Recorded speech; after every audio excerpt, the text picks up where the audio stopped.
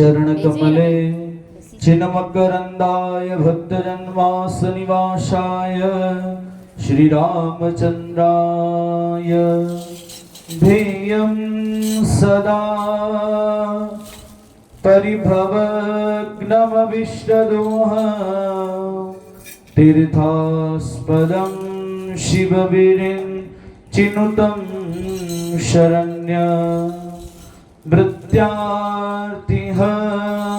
प्रणतपालभवाब्धिपूत वन्दे महापुरुषते चरणारविन्दं वंशी विभूषितकरा नवनीतदाभा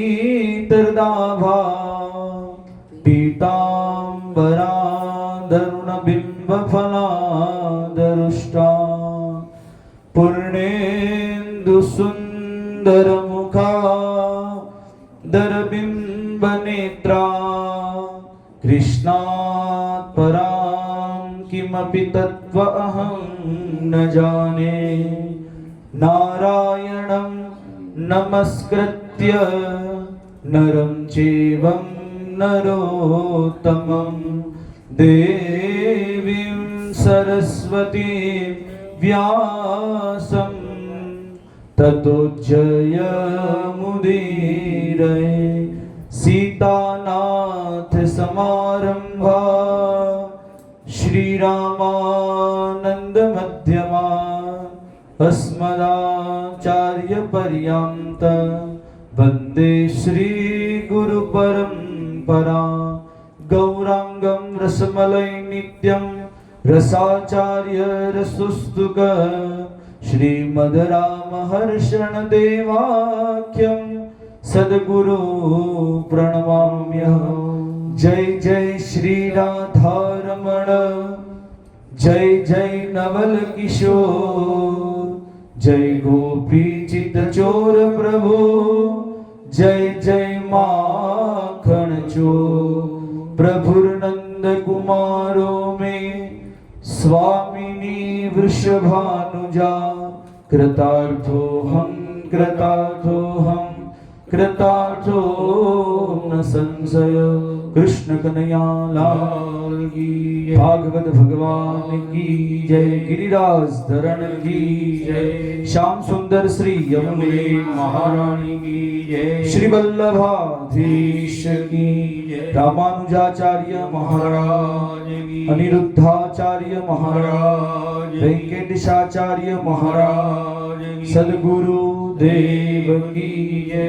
गोविंद नाम स्तुति આપણે ગાઈએ સાથે અમારી પાછળ દરેકે સાથે બોલજો કૃષ્ણ કનૈયા લાલ કી જય।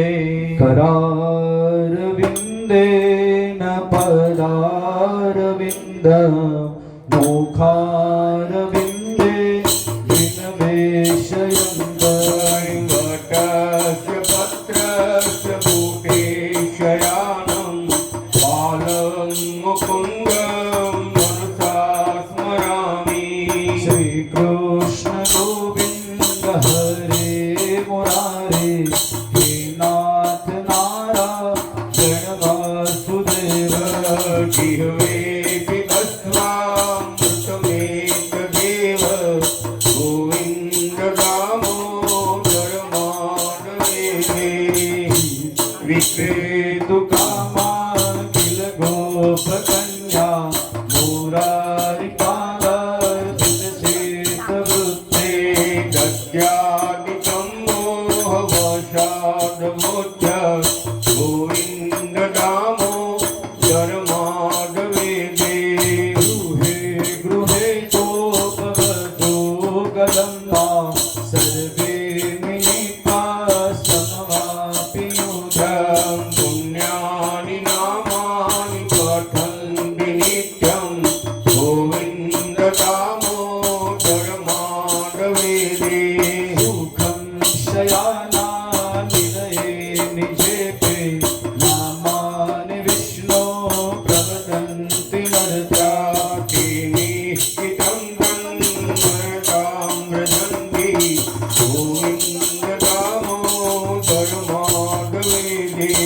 જીવે સદેવં ગજ સુંદરાણી નામાનિ કૃષ્ણ ચ મનોહરાણી સમસ્ત ભક્તાદિ વિનાશનાની ગોવિંદ દામોદર માધવે સુખાવસાને ઇદમેવ સાર સુખાવસાને ઇદમેવ જ્ઞેયં દેહાવસાને ઇદમેવ જાપ્યં ગોવિંદ દામોદર માધવે શ્રી કૃષ્ણ રાધા વર ગોકુલેશ ગોપાલ ગોવર્ધનનાથ વિષ્ણુ જીવે पिबस्वामृतमेत देव गोविंद दामोदर माधवे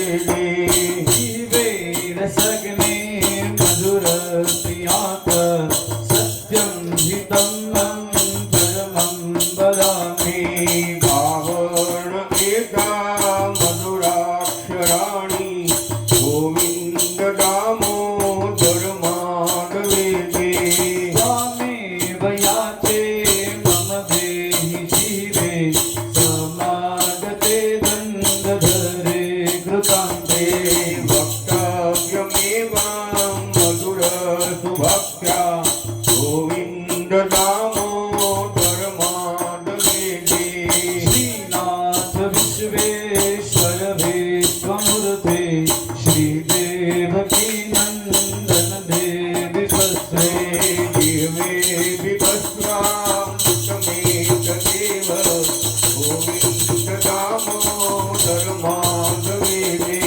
गोपीपते कंसरीपो मुकुन्द लक्ष्मीपते केशव वासुदेव जीवे पिबस्वामृतमेत देव गोविन्द दामोदर माधवे गोविन्द दामोदर माधवे गोविन्द दामोदर माधवे કૃષ્ણ કનૈયા લાલ કી જય ભગવાનનું નામ સ્મરણ કીર્તન કરીએ પછી આજની કથા આપણે પ્રારંભ કરીએ કૃષ્ણ કનૈયા લાલ કી જય શ્રી વલ્લભ વિઠ્ઠલ ગિરધારી श्री यमुना जी की बलिहारी श्री वल्लभ विठ्ठल गिरधारी यमुना जी की बलिहारी श्री वल्लभ विठ्ठल गिरधारी यमुना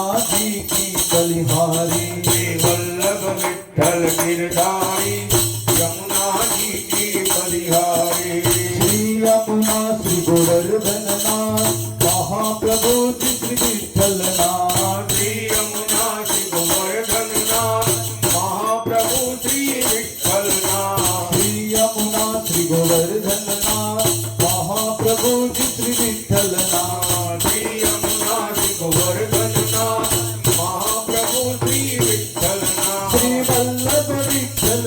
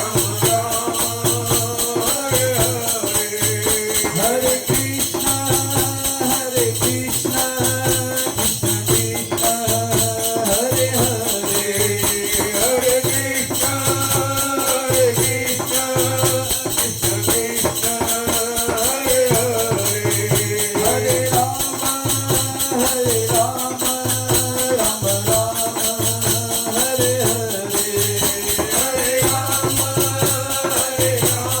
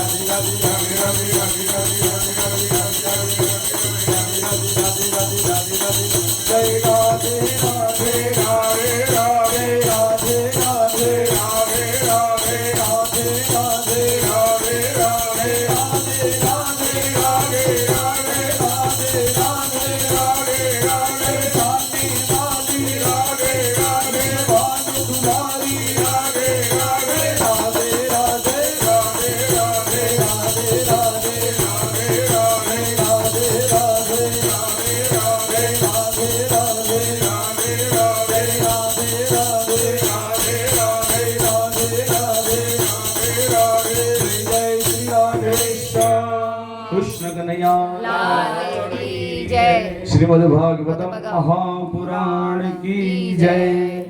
महर्षि वेदव्यास भगवान की जय।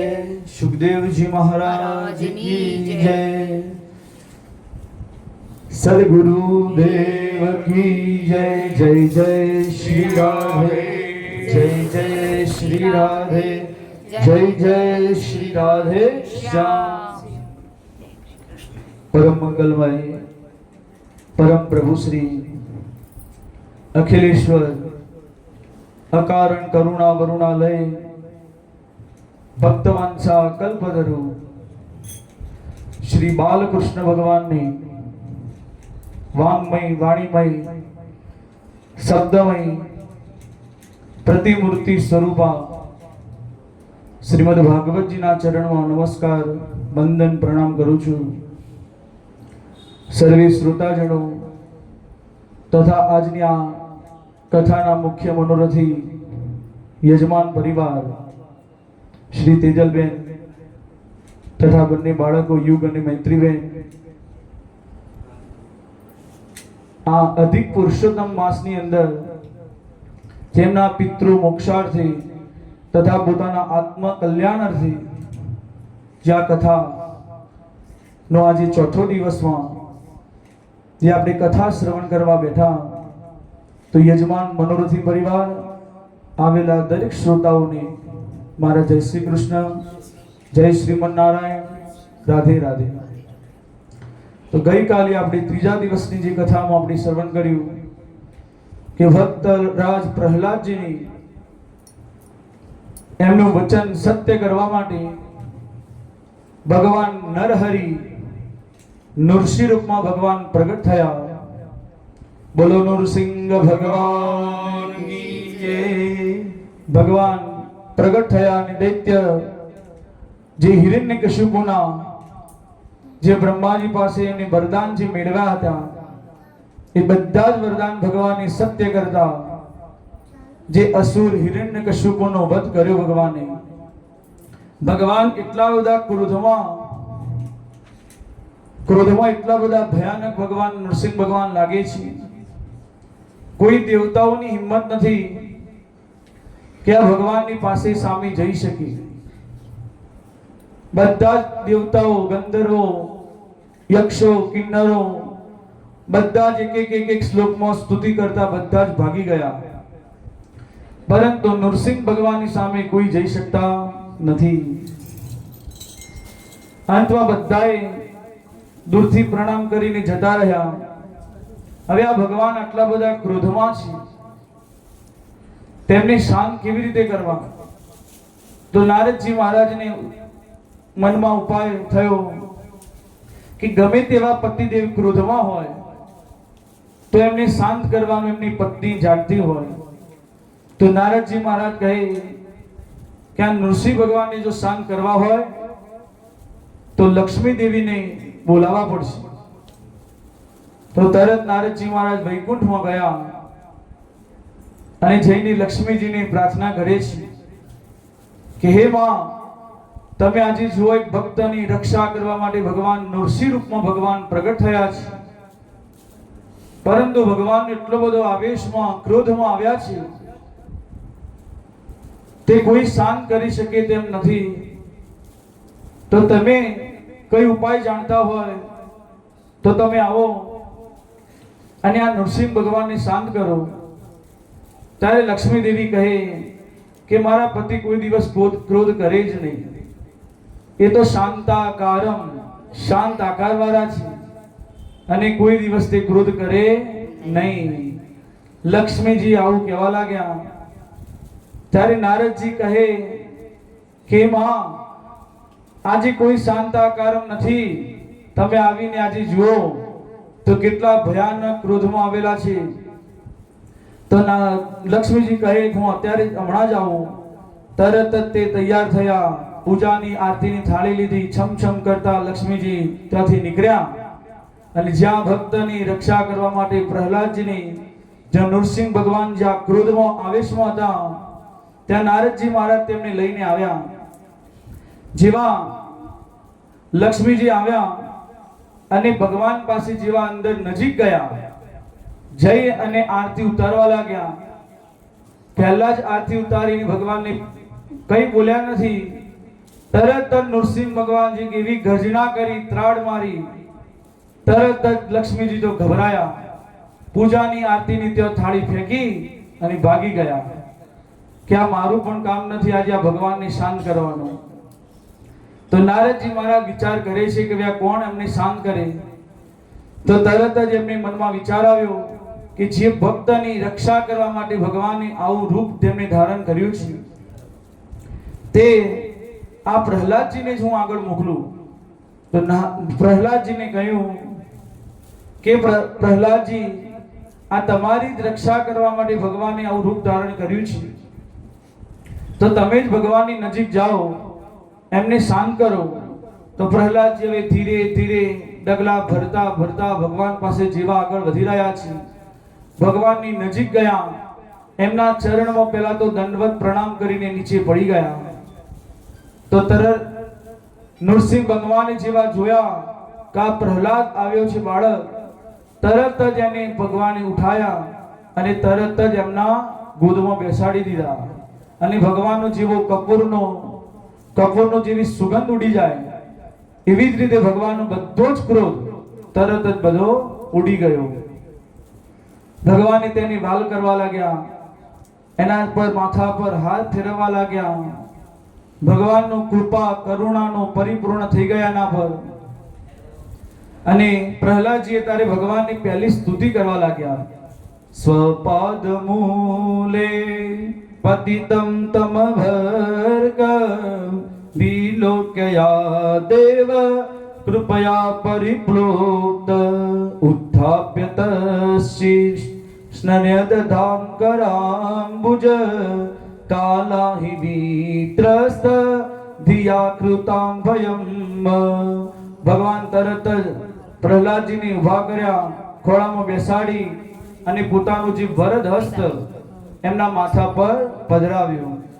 ભગવાનનો વરદ હસ્ત જેના માથા પર આવી જાય એને કાલનો પણ કોઈ દિવસ ભય રહેતો નથી. ભગવાન હાથ જોડીને પ્રહલાદજીને કહે છે, પ્રહલાદજીને કહે છે કે કોઈ ભક્તને પોકારવામાં વિલંબ લાગે, પરંતુ મારા તરફથી કોઈ વાર આવવાનો વિલંબ થયો નથી. આજ કે આ પહેલો અવસર છે. નરસિંહ ભગવાન પ્રહલાદજીને કહે છે કે આ પહેલો અવસર છે કે આટલો પોકાર કરવા છતાં પણ હું આવવામાં મારે વિલંબ થયો છે. તો કે હે ભક્તરાજ પ્રહલાદ, મને તું માફ કર, મારે આવવામાં થોડો વિલંબ થયો છે અને તારે ઘણું બધું સહન કરવું પડ્યું. પ્રહલાદજીની ભગવાન માફી માંગી રહ્યા છે. તો ભગવાન પ્રહલાદજી કહે કે ના પ્રભુ, તમે આવું બોલશો નહીં. તમે કોઈ વિલંબ નથી કર્યો. તમે તો મારા પર એટલી બધી કૃપા કરી છે કે મારા તો આનંદનો કોઈ પાર રહ્યો નથી. એટલા બધા સજલ નેત્ર થઈ પ્રહલાદજી એમને કહેવા લાગ્યા કે પ્રભુ, તમારા કરુણા વરુણા લઈ મને વિશ્વાસ તો કે હતો જ કે તમે કોઈ વાર આવી મારા પર કૃપા કરશો, પરંતુ તમારી આટલી બધી કૃપા મારા પર થશે એ મેં કોઈ દિવસ વિચાર્યું ન હતું. કે તમારા પુત્ર બ્રહ્માજી, એમને પણ કોઈ વાર તમે આવા ખોળામાં બેસાડ્યા નથી. નથી શંકર ભગવાનની, નથી લક્ષ્મીજીને, નથી શેષ શંકરષ્ણોને, કોઈને પણ તમે આવા ખોળામાં કે એમના પર હાથ ફેરવ્યો નથી. એવી કૃપા તમે મારા પર કરી છે. ફરીથી તેમણે 43 શ્લોકમાં પ્રહલાદજીએ નરસિંહ ભગવાનની પ્રાર્થના કરી છે. એટલી બધી દિવ્ય સ્તુતિ ગાઈ. ભગવાન નરસિંહ ભગવાન પ્રસન્ન થઈ ગયા અને ભગવાન કહે, પુત્ર માગો, તમે મારી પાસે માગો, જે તમે માગવું હોય તે હું આપું. ભગવાન કહે, હું કઈ આપવા માટે આજે આવ્યો છું. ત્યારે પ્રહલાદજી એટલી સરસ વાત કહી કે હું કઈ ભગવાન વેપારી નથી, તો તમારી સાથે હું મારી ભક્તિનો સોદો કરું. હું તમારી પાસે કઈ માંગવાનો નથી. તો ભગવાન કહે, મને ખબર છે પ્રહલાદ, તું કઈ માંગવાનો નથી, પરંતુ મારી ઈચ્છા છે તું કંઈક ને કંઈક માંગ. તો પ્રહલાદજી કહે, પ્રભુ, હું એ માંગુ છું કે મારા અંદરથી કોઈ દિવસ કઈ માંગવાની ઈચ્છા જ પ્રગટ ન થાય, એ હું તમારી પાસે માંગુ છું. ભગવાન કહે, આ કઈ માંગવાનું હોય? આવું માંગવું ન જોઈએ. અંદરથી ઈચ્છા અને જે તારે માંગવું હોય તે માંગ. પ્રહલાદજી કહે, આ જીવના મનથી કોઈ કામના અંદરથી ન રહે, અંદરથી ઈચ્છા જ પ્રગટ ન થાય, એવા તમે મને આશીર્વાદ આપો અને સદાય તમારી ભક્તિ હું કરતો રહું, એવી મારા પર કૃપા કરો. મારે કઈ તમારી પાસે માંગવું નથી. તો ભગવાન કહે, બેટા પ્રહલાદ, તારી ઈચ્છા નથી તો પણ મારી ઈચ્છા છે. તું આ તારા હિરણ્યકશિપુ, તારા પિતાના સિંહાસન પર તું બેસ અને એક મન્વંતર સુધી તું રાજ્ય કરજે અને છેલ્લે મારો પાર્ષદ બની સદાય તું મારી પાસે રહેજે. ભગવાને તરત જ હાથ પકડી પ્રહલાદજીને, જે પિતાનું જે સિંહાસન હતું, રાજ સિંહાસન પર પ્રહલાદજીને બેસાડી દીધા.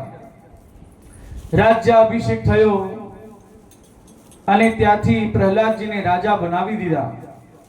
પ્રહલાદજી જેવા તે સિંહાસન પર બેઠા, તરત જ એમના પિતાજીની યાદ આવી ગઈ કે આ સિંહાસન પર મારા પિતાજી હિરણ્યકશિપુ બેસતા, મને એમના ખોળામાં બેસાડતા, અને ત્યારે એમને પિતાની યાદ આવી ગઈ. તો પ્રહલાદજી હવે ભગવાનને કહે છે કે પ્રભુ, હું તમારી પાસે ખાલી એટલું માંગુ કે ખરાબ હતા, ગમે તેવા હતા, પરંતુ આ મારા પિતાજી હતા. મને એમનો ઘણો બધો મારા પર એમને અપરાધ કર્યો છે, પરંતુ ગમે તેવા હતા, પરંતુ મારા પિતાજી હતા. તો પ્રભુ, મારી એવી ઈચ્છા છે તે કે પ્રભુ, આવા અધોગતિને તે ન પામે, એમની સરસ સદગતિ થાય, ઉત્તમ લોક એમને પ્રાપ્ત થાય, એવું હું ભગવાન તમારી પાસે માંગુ છું. મારા પિતાનો તમે ઉદ્ધાર કરજો. આવો પ્રહલાદજી કહેવા લાગ્યા. ત્યારે ભગવાને સરસ એવી વાત કહી. ભગવાન કહે, પ્રહલાદ, આ તારા જેવો પરમ ભાગવત ભક્ત જે ઘરમાં પેદા થાય છે, જે ઘરમાં ભગવાનનો આવો ભક્ત હોય, તેના પોતાના પિતાની પેઢીની તું વાત કરીશ નહીં, પોતાના પિતાની વાત છોડી દે. પરંતુ ભગવાન નરસિંહ ભગવાન કહે છે, ત્રિસત્ય ભી પિતા પુત્ર પુત્ર ભી સહતે નદ્ય યત્ર સદ્યોસ્ય ગૃહે જાતા ભવાની કુલપાવનમ. 3 વાર ભગવાન ત્રી બોલ્યા એટલે 7 7 ને 7 એટલે 21 પેઢી થાય. એનો કે હું ઉદ્ધાર કરું છું. જે ઘરમાં એક જ ભક્ત થાય, પરંતુ કઈ કઈ પેઢી તેમને બતાવી એ પણ તમે ધ્યાનથી દરેકે સાંભળજો. જે પુત્ર પૌત્રાદિ વાળી આગળના જે વંશમાં જે 7 પેઢીમાં આગળ બાળકો જે જન્મવાના હોય, એ પુત્ર પૌત્રાદિ પેઢી એ 7 બતાવી. જે પિતાથી જે ઉપરની 7 પેઢી એ 7 કહી, અને 7 કહી કે તારા મોસાળ નહીં, જે જગ્યાએ આપણા મોસાળ હોય, મોસાળ પક્ષ, એની પણ 7 પેઢી, એનો પણ ઉદ્ધાર થઈ જાય છે. તો 7 7 ને 7 ભગવાને આ 21 પેઢી પ્રહલાદજીને કહી, ભક્ત હે ભક્તરાજ પ્રહલાદ, તું તારા પિતાની વાત કરે નહીં, પરંતુ આ 21 પેઢીના બધા તારા પિતૃઓ તરી ગયા, બધાનો મોક્ષ મળી ગયો. જે ઘરમાં ભગવાનનો ભક્ત થાય, એટલા માટે બને ત્યાં સુધી એટલી ભગવાનની ભક્તિ કરજો, તો ભગવાન આવી કૃપા આપણા પર કરે છે. આપણા પરિવાર, આપણા સ્વજનોનો પણ એમાં જ ઉદ્ધાર થાય છે. ભગવાને પ્રહલાદજીએ નમસ્કાર વંદન કર્યા અને ભગવાને કહ્યું કે આ તારા પિતાના હવે તું અંતિમ સંસ્કાર કરાવ. અને તરત જ ભગવાને એમને પ્રહલાદજીને મોકલી દીધા. પિતાજીના અંતિમ સંસ્કાર કરાવ્યા. તરત જ ત્યાં બ્રહ્માજી આવી ગયા. બ્રહ્માજી આવીને ભગવાનને પ્રણામ કરે છે. ભગવાન તરત જ બ્રહ્માજીને બોલવા લાગ્યા, મેવમ વરો સુરાણમ તે પ્રદીય પદ્મ સંભવમ. હે બ્રહ્માજી, સાવધાન થઈ જાઓ તમે. આવા કોઈ અસુરોને આટલા બધા વરદાન તમે આપ્યા છે, તો આ અસુરને આટલા બધા વરદાન આપ્યા, હવે કોઈ વાર બીજા આવા ગમે તે અસુર આટલા બધા તપસ્યા કરે તો આવા વરદાન આપતા નહીં. તો બ્રહ્માજીએ પણ કાન પકડ્યા અને કહે, મારી ભૂલ થઈ ગઈ ભગવાન, હવે બીજી વાર કોઈ વાર આવી હું ભૂલ નહીં કરું. સુખદેવજી મહારાજ હવે કહે છે, રાજા પરીક્ષિત, જો તમે કહેતા હતા ભગવાન સમદર્શી નથી, તો આ સમદર્શી નથી તો કોણ છે? જે અસુર કુળમાં જન્મેલા પ્રહલાદજી, એને પણ ભગવાન એટલો બધો પ્રેમ આપ્યો કે આવું તો કોઈને પણ બીજાને પ્રેમ આપ્યો, આટલા તો દેવતાઓને પણ પ્રેમ નથી આપ્યો. એટલી બધી કૃપા આ પ્રહલાદજી પર ભગવાને કરી છે. એટલે ભગવાન કોઈ દિવસ જ્ઞાતિ જાતિ જોતા નથી. તમે કયા જ્ઞાતિમાં છો, કયા જાતિના છો, કયું તમારું કુળ છે, કયું ખાનદાન છે, એ ભગવાન કોઈ જોતા નથી. કે ભગવાન બ્રાહ્મણ ઉપર કૃપા કરે અને બીજા પર ન કરે, પરંતુ ભગવાન શું જોવે છે? જાતિવાદી જોતા નથી. ખાલી ભગવાન કે તમારા મારા પ્રત્યે પ્રેમ કેટલો છે, બસ ભગવાન પ્રેમના ભૂખ્યા છે. ખાલી પ્રેમ જોવે, અને અનુરાગ વગર ભગવાન કોઈ દિવસ પ્રાપ્ત થતા નથી. તો ભગવાનનો સામે આપણે એટલો પ્રેમ રાખવો જોઈએ. બોલો ભક્ત વત્સલ ભગવાન કી જય. પછી આના પછી વર્ણાશ્રમ ધર્મની વ્યવસ્થા બતાવી કે 4 વર્ણ આપણા કહેવાય, બ્રાહ્મણ, ક્ષત્રિય, વૈશ્ય અને શૂદ્ર. પછી 4 આશ્રમ તમને બતાવ્યા, બ્રહ્મચર્ય, ગૃહસ્થ, વાનપ્રસ્થ અને સંન્યાસ. આ 4 આપણા આશ્રમ કહેવાય. આના પછી વિસ્તારથી 7મા સ્કંદના અંતિમ અધ્યાયમાં આ વર્ણાશ્રમ ધર્મ બતાવ્યો છે. હવે આ 7મો સ્કંદ અહીં આપણે વિરામ થાય. કૃષ્ણ કનૈયા લાલ કી જય. આપણે 8મા સ્કંદની અંદર પ્રવેશ કરીએ. તો 8મા સ્કંદમાં મન્વંતરોની કથા બતાવી. એમાં સૌથી પહેલા મન્વંતરમાં એક મન્વંતરમાં ભગવાને ગ્રહથી ગ્રસિત ગજરાજ એક હાથીનો ઉદ્ધાર કર્યો હતો. તેની હવે આ પ્રસિદ્ધ કથા બતાવી છે કે ક્ષીર સમુદ્રમાં ત્રિકૂટ નામે એક શ્રેષ્ઠ પર્વત હતો. એના 10,000 જોજન ઊંચો તે પર્વત. એના 3 શિખર હતા. રજત, લોહ અને સુવર્ણના 3 તેના શિખર હતા. તે એ પર્વત પર ગજેન્દ્ર નામનો એક હાથી ત્યાં રહેતો હતો. પોતાના પરિવાર સાથે ગજેન્દ્ર તે ઉપર રહેતા હતા. એકવાર તેને સરોવરમાં નીચે કે અમે સ્નાન કરવા જઈએ તો પોતાના પરિવાર સાથે ગજેન્દ્ર હાથી નીચે સરોવરમાં સ્નાન કરવા માટે આવ્યા. બધાએ સરોવરમાં સ્નાન કરવા માટે અંદર ગયા. ગજેન્દ્ર હાથી પણ અંદર ગયા. ધીરે ધીરે અંદર બધા જલ વિહાર કરવા લાગ્યા. પરંતુ અંદર પાણીમાં રહેવા વાળો મગરમચ્છ અંદરથી એટલો બધો ક્રોધિત થયો અને ધીરે ધીરે ગજેન્દ્ર જેવો અંદર વચ્ચે ગયો. તે મગર આવીને ગજેન્દ્રનો હાથીનો પગ તેને પકડી લીધો. પહેલા તો આ ગજેન્દ્ર હાથીને એટલું બધું અભિમાન હતું, અહંકાર હતો, કેમ કે બળવાન હતો. એને વિચાર્યું મારો કોઈ પગ પકડી શકે નહીં. તો અંદર તેને કોઈ લક્ષ્ય આપ્યું નહીં કે ગમે તે અંદર કોઈએ પકડ્યો છે તો હમણાં છોડી દેશે. પરંતુ ધીરે ધીરે તે મગર અંદર પગથી ખેંચવા લાગ્યો અને અંદર ધીરે ધીરે ગજેન્દ્ર ડૂબવા લાગ્યો. ત્યારે તેને પોતાનો અહંકારનું ભાન થયું કે મારી શક્તિ તો નબળી પડી રહી છે, હું કંઈ કરી શકું હવે તેમ નથી. તેને બહુ જ પોતાનાથી અંદરથી પ્રયત્ન કર્યા, પરંતુ તે કંઈ પ્રયાસ ન કરી શક્યો. તે સમજી ગયો. તે પોતાની પત્નીઓ, બાળકોને બધાને કહેવા લાગ્યો. તો બધી હાથણીઓ પણ એને સૂંઠ વગાડે, પૂંછડાથી એને એટલી બધી સૂંઠથી સૂંઠ ભરાવી અને એને ખેંચવાનો પ્રયત્ન કરવા લાગી. પરંતુ તો પણ એ ત્યાંથી બહાર નથી આવી શકતા. અંદર ને અંદર સરોવરમાં જઈ રહ્યા છે. ઘણો બધી કોશિશ કરવા છતાં પરંતુ તે બહાર નીકળ્યા નહીં. આ ગ્રહ અને ગજનું એટલું મોટું યુદ્ધ અંદર થયું. બધી હાથણીઓ પરિવારના બધા સમજી ગયા કે અમે કઈ તમારી મદદ કરી શકીએ તેમ નથી સ્વામી.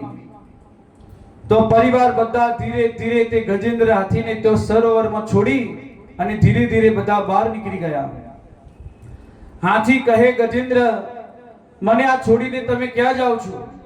ઊભા રહો તમે. પરંતુ કોઈ સાંભળતા નથી. ત્યારે બધી હાથણી કહે, જાઓ તમે અંદર, કે જાઓ તમે બહાર નીકળો. અમે કેટલા દિવસ સુધી તમારા ભૂખ્યા તરસ્યા તમારી માટે બેસી રહીએ, જાઓ તમે. એમ કહેતા બધા ધીરે ધીરે બહાર આવી ગયા. ત્યારે હાથીને હવે વૈરાગ્ય થવા લાગ્યો. પોતાનો પરિવાર મારો મારો કરીને માનતો હતો કે આ બધો આટલો મોટો મારો પરિવાર છે, પરંતુ પરિવારનો કોઈ સભ્ય તેને બચાવી શક્યો નહીં. ત્યારે તેને અહંકાર ખબર પડી કે જેને મારો મારો કહેતો હતો એ કોઈ મને બચાવવા ન આવ્યા. ત્યારે કઈ જ સમજતો ન હતો. જેવી હાથીની મોટી સૂંઠ હોય છે એવા આપણા સંસારમાં પણ ઘણા વ્યક્તિઓ એવી મોટું નાક લઈ, પ્રતિષ્ઠાનું નાક લઈને ફરતા હોય. એમને પણ ઘણા એવા બધા અહંકારો કરતા હોય, પરંતુ એ સમજતા નથી હોતા કે જેટલો આપણે અહંકાર કરીએ છીએ એટલો અહંકાર એક દિવસે આપણો નાશ કરવાનો છે. પરંતુ તે એટલું વિચારતા નથી.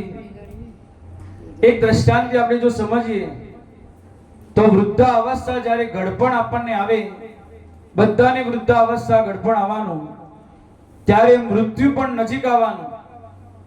તો મૃત્યુ રૂપી મગરમચ્છ પણ બધાને પકડે છે. બધાને જ્યારે પકડે તો પહેલા ક્યાંથી શરૂઆત કરે? તો પહેલા જ પગના ઘૂંટણોના દર્દ ચાલુ થાય.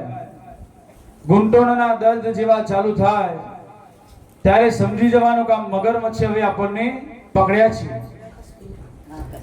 ત્યાંથી દવા કરાવો, ઓપરેશન કરાવો, પરંતુ તે કોઈ સારા થતા નથી. તો પરિવારના લોકો પણ દવાખાને લઈ જાય, સેવા કરે, પરંતુ એમની પાસે જઈને બેસો તો રડવાનું શરૂ કરી દે. મને આમ દુખે છે, તેમ દુખે છે. તો પરિવારના પણ ધીરે ધીરે તેનો સાથ છોડવા લાગે છે કે જાઓ તમે હવે જે થાય તે પ્રમાણે રહો. ત્યારે આ હાથીએ તો હવે હરિને યાદ કરવા લાગ્યો. પરંતુ આપણે તો આટલા મૃત્યુરૂપી પકડ્યા હોય પગને, આટલા મૃત્યુના કાળમાં જવાના હોઈએ, તો પણ આપણે હરિને યાદ કરતા નથી. છેલ્લી અવસ્થા આવી જાય તો પણ ભગવાનને યાદ કરતા નથી. તો આ હરિને તો એટલો, આ ગજને તો એને વૈરાગ્ય થઈ ગયો. તેને તો ભગવાનને જે પૂર્વ જન્મમાં તે ભગવાનની સ્તુતિ કરતો, તેને પૂર્વ જન્મનું ભજન તેને યાદ આવી ગયું. એને થયું કે મારો કોઈ પરિવાર મને બચાવવાનું નથી. તો તેને તરત જ ભગવાનની સ્તુતિ કરતા યાદ કરવા લાગ્યો. આ શક્તિ જેટલી સંસારમાં હોય છે, પરંતુ સંસારના લોકો બધા જ આપણી જવાની રાહ જોતા હોય છે. ક્યારે જાય એટલી જ આપણી રાહ જોઈ રહ્યા હોય છે. તો તદપી નમુંચાત્તા સાપિંડમ ભજ ગોવિંદમ ભજ ગોવિંદમ. તો શંકરાચાર્યજી કહે છે, બોલે છે, લડે છે, કરે મૂર્ખ, આ દુનિયાદારીની વ્યવહાર બધી તમને ખબર નથી પડતી. જેના પ્રત્યે તમે આટલા આસક્ત થાઓ છો એ બધા જ તમારી જવાની રાહ જોવે છે. તો જેટલો સંસારને તમે પકડી રાખો છો એ બધા જ સ્વાર્થી છે. કોઈ આપણા સગા નથી. બધા જ તમારો આવી રીતે સાથ છોડીને જતા રહેશે, પરંતુ કોઈ તમારી પાસે બેસવા વાળું નથી. પરંતુ જે આપણા પોતાના છે, જે ભગવાન, તેમને જે સાથ આપવા વાળા છે, તેમને કોઈ દિવસે આપણે પોતાના ગણ્યા નથી. પરંતુ હાથીએ તો મનમાં જ્યારે વૈરાગ્ય થયો, તરત જ તેને હરિને ભગવાનને યાદ કર્યા. અને ગજેન્દ્રએ જે સ્તુતિ ગાઈ તેને ગજેન્દ્ર મોક્ષ કહે છે. એટલી બધી સરસ તે સ્તુતિ છે. એ સ્તુતિ તેને યાદ કરી. આ બાજુ આકાશમાં પણ બધા જ દેવી દેવતાઓ તે સ્તુતિથી પ્રસન્ન થયા અને ગજેન્દ્રને બચાવવા જવા માટે તૈયાર છે. પરંતુ ગજેન્દ્ર સ્તુતિની અંદર કોઈ ભગવાનનું નામ બોલતો નથી. તેને કોઈ પણ ભગવાનનું એમાં નામ બોલ્યો નથી, કોઈ દેવી દેવતાનું નામ નથી. તો વૈકુંઠમાં ભગવાનની, નારાયણને, વિષ્ણુ ભગવાનની ચિંતા થઈ કે મારે આ ગજને બચાવવા માટે જવું પડશે.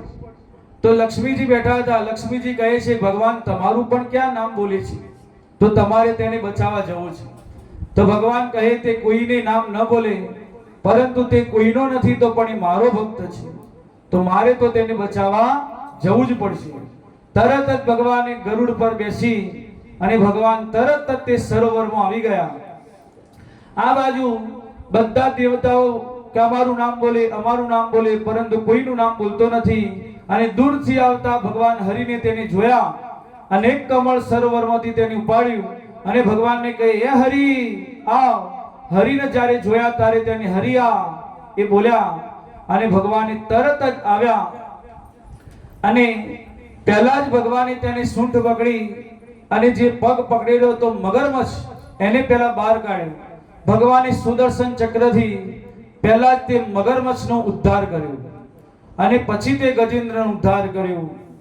તો ગજેન્દ્ર ત્યારે કહેવા લાગ્યો, ભગવાન આ સ્તુતિ ગાઈ પોકા તો મેં તમને પહેલા કર્યો, તો તમે આ મગરનો કેમ ઉદ્ધાર કર્યો પહેલા અને તમે મને પછી કર્યો?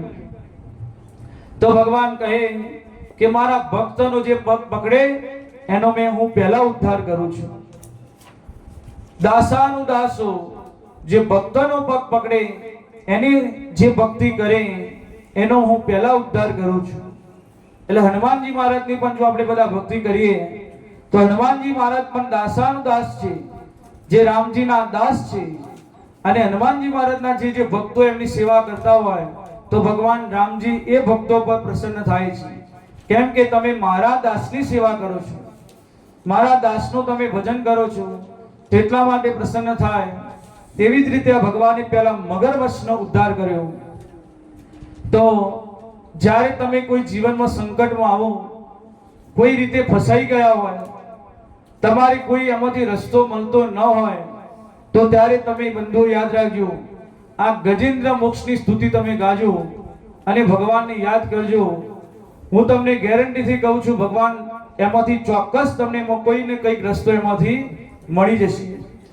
સમાધાન તમને એમાંથી કોઈ પણ રીતે મળી જશે, પરંતુ આ ગજેન્દ્ર મોક્ષ એની સ્તુતિ તમે ગાજો તો ગજરાજી જે સ્તુતિ ગાઈ ભગવાનની, હે ગોવિંદ હે ગોપાલ હે ગોવિંદ હે ગોપાલ અબ તો જીવન હારે, હે ગોવિંદ હે ગોપાલ હે ગોવિંદ હે ગોપાલ અબ તો જીવન હારે, વીર પીપત હે તું ગયો, વીર પીપત હે તું ગયો, સિંધુ કે કિનારે, સિંધુ કિનારે,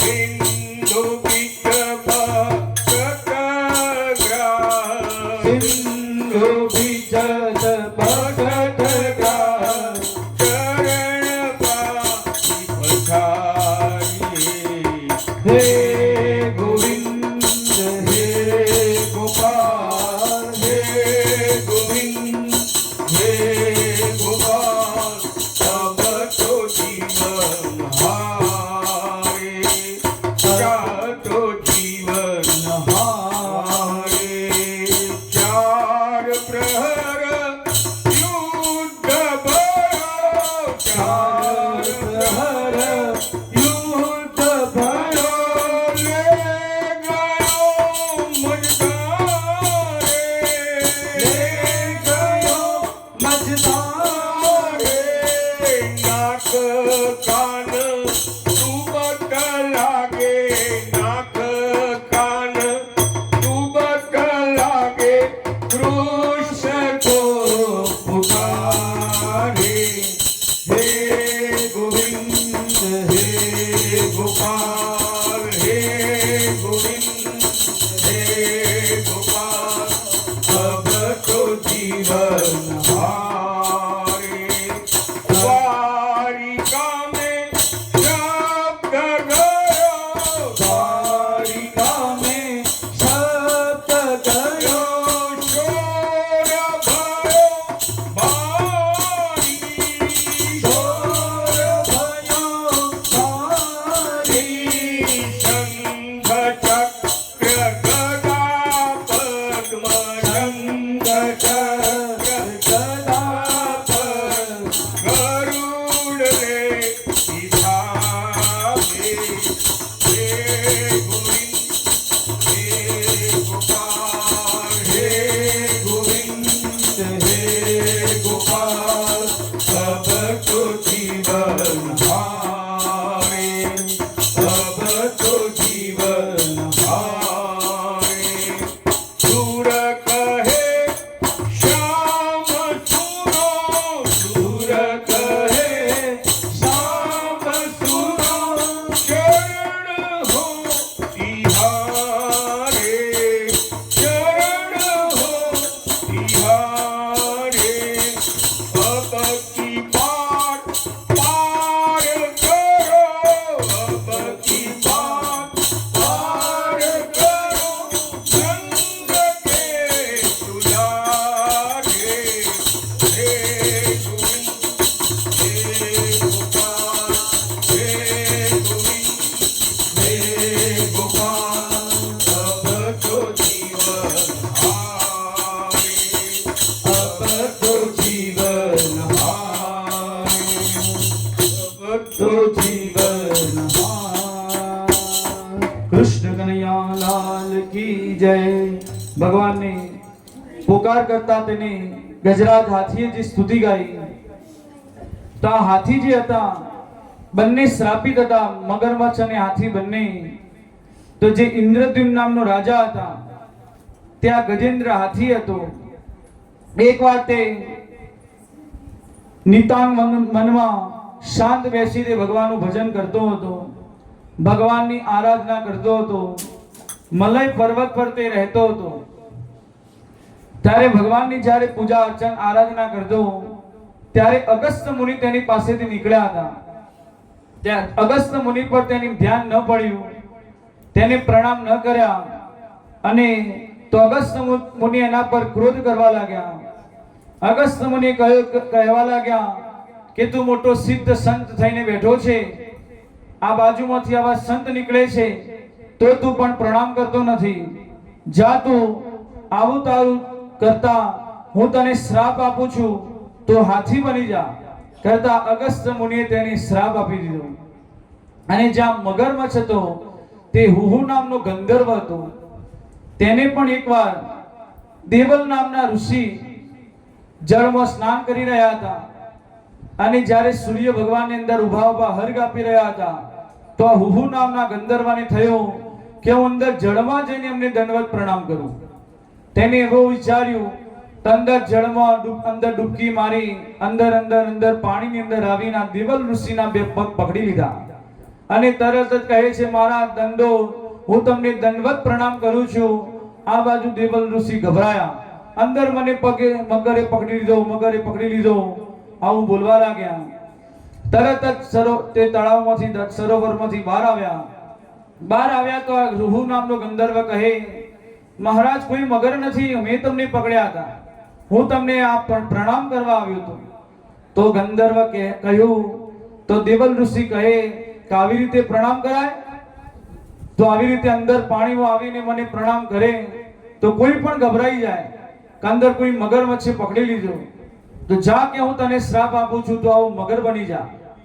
અને જ્યારે ગજેન્દ્ર નામનો હાથી તારી પાસે આવે ત્યારે તો એનો પગ પકડજે, તો ભગવાન તારું ઉદ્ધાર કરશે. આવું તેમનું વચન હતું. એટલે હુહુ નામનો ગંધર્વ સરોવરમાં આવીને મગર બનીને હતો. તો હવે પ્રશ્ન આપણને એ થાય કે પેલા ઇન્દ્રદ્યુમ્ન નામના રાજાએ પ્રણામ ન કર્યા તો તેને શ્રાપ મળ્યો. આ હુહુ નામના ગંધર્વે પ્રણામ કર્યા તો તેને શ્રાપ મળ્યો. તો હવે પ્રણામ કરવા જોઈએ કે ન કરવા જોઈએ? આપણા મનમાં આ ચિંતા થાય તો પ્રણામ તો જરૂર કરવા જોઈએ. કોઈ ગુરુજનો સંત મહાત્માને આપણે જોઈએ, પરંતુ આપણે સમય જોવો જોઈએ. કોઈ આવા સમયની અંદર જળમાં હોય, કોઈ જગ્યાએ એવા ઉભા હોય ત્યારે આપણે પ્રણામ કરાય નહીં. ઘણા મહાત્મા કોઈ વાર રેલવે સ્ટેશન પર કે કોઈ ઉભા હોય, ગાડી એમની નજીક આવી ગઈ હોય, આપણે દૂરથી એમને જોઈએ, કોઈ મોટા સંત મહાત્મા હોય, તરત જ આપણે દોડતા જઈને એમના પગમાં પડી જઈએ તો એ મહાત્મા આશીર્વાદ આપે નહીં, કેમ કે એમની ધ્યાન તો પેલી ગાડીમાં હોય કે ગાડી જતી રહેશે તો, એટલે તરત જ તે સમય આપણે અનુકૂળ ન કહેવાય. તો દૂરથી આપણે એમને પ્રણામ કરવા જોઈએ, પરંતુ એમની નજીક જવાય નહીં. તો આપણે સમય અને સ્થળ જોવું જોઈએ, પછી તેમને પ્રણામ કરવા જોઈએ.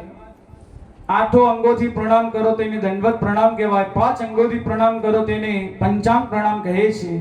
જ્યારે ગજેન્દ્રનો ઉદ્ધાર થયો તો ભગવાને તેને પોતાનો પાર્ષદ બનાવી દીધો. બોલો ભક્તવત્સલ ભગવાન કી જય. ભગવાને છેલ્લે આ સ્તુતિમાં પણ વચન આપ્યું. ભગવાને કહ્યું છે કે આ સ્તુતિ જો બ્રાહ્મ મુહૂર્તમાં સવારે જો તમે આ સ્તુતિ ગાશો, આ ગજેન્દ્ર મોક્ષની મારું સ્તવન કરશો, તો તેનું મૃત્યુકાળ એ જીવાત્માનો આવશે ત્યારે હું એની નિર્મળ બુદ્ધિ બનાવી દઈશ. મનમાં અંદર બુદ્ધિમાં કોઈ પેલું નહીં રહે સંશય, એટલી નિર્મળ બુદ્ધિ, ભગવાનમાં બુદ્ધિ લાગી જશે, એવું તેની બુદ્ધિ હું બનાવીશ. તો આ ગજેન્દ્ર મોક્ષનો સ્તુતિ દરરોજ પાઠ કરવો જોઈએ.